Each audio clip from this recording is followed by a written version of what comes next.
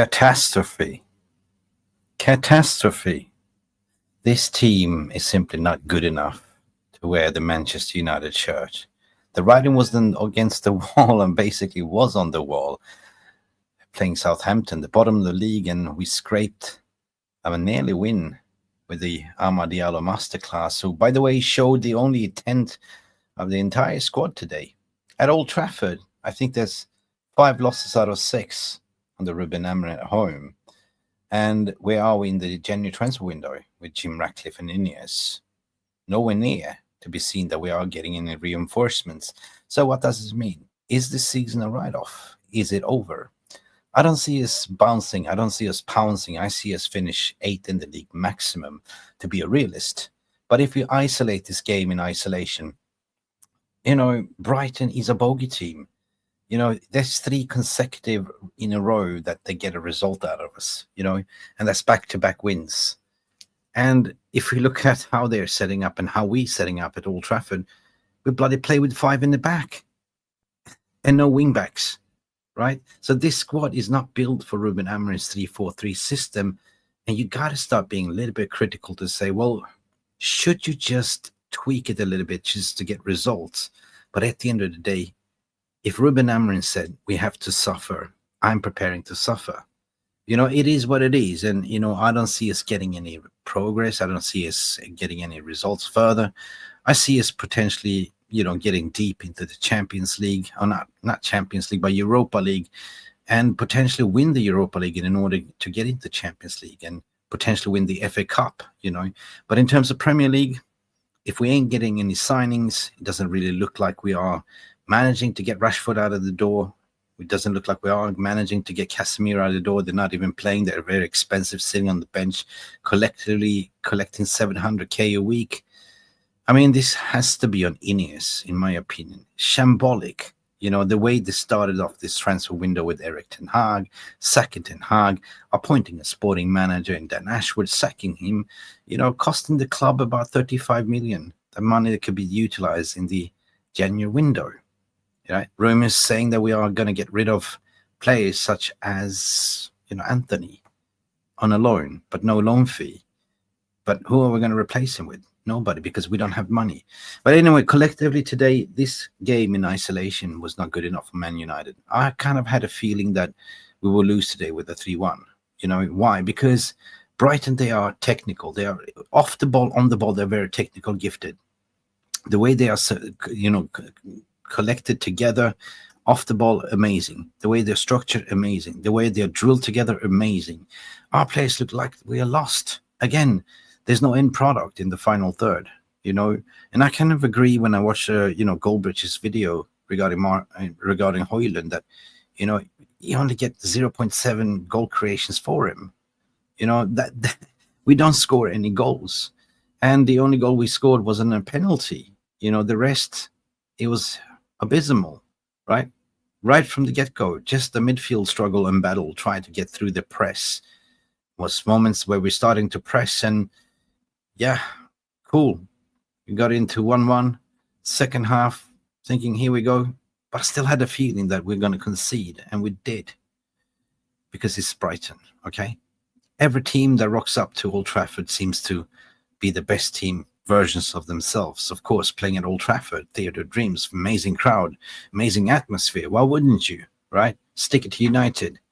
But the Theatre of Dreams Old Trafford is no longer a fortress that it used to be, right? It is what it is, and we are who we are at the moment, sitting, mid-table. Not even that. I think we are now, 14th in the league or 13th in the league? It's not simple good enough for me. Am I going to suffer for the rest of the season? Yes, I am. Am I willing to do that?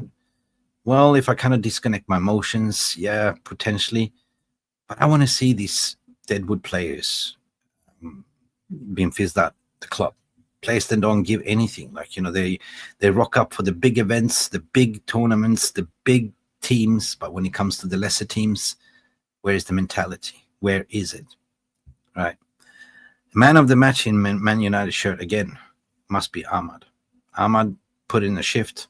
Ahmad was instrumental in breaking up the play, giving the, fixing the penalty for, I'm so upset, to be honest. I'm so upset. There's not even point to be emotional reactionary. Xerxes tried, Xerxes and Ahmad tried. They did. Defensively poor, midfield poor, attacking wise poor. Where are we going? Ruben Amorim post-match interview, fuming, angry, and I can understand. He must be looking at the situation. He had that 5 minutes conversation with Sir Jim Ratcliffe, and I wonder what Sir Jim Ratcliffe said to him. No, we need to sell to buy. What will it be? If a bid comes in for Alejandro Garnacho, I believe the club will take it right now because they're desperate measures, right? But the season for me, it's over. There's no way in hell Manchester United can get top 4, neither 6th. So where do we go from here? There's so many problems to fix in so little time. My suggestion is that play it to the end of the season, come what may. We're not going to get relegated. We're not going to make top 4. Focus on the cup, FA Cup. Focus on getting deep and potentially winning Europa League, because that will get into the Champions League. But in order to compete against these lesser teams, you need to be mentally strong. It's something that our team is lacking at the moment. I ain't going to give anybody praise other than Amad Diallo. He was the only one that tried. Andrew Onana, again, worst goalkeeper in Premier League's history. Some articles are saying, yep, game by game he can have a great game, but he also had a howler today. This is the inconsistency of the goalkeeper. We brought him in to play out from the back, but where is the play out from the back? Where is the distribution whatsoever? Bayandir in goal was a far much better goalkeeper and shot stopper than Onana. That Klinger, how can you lose that ball? It's a simple ball. It's not the first time. But that is his problem.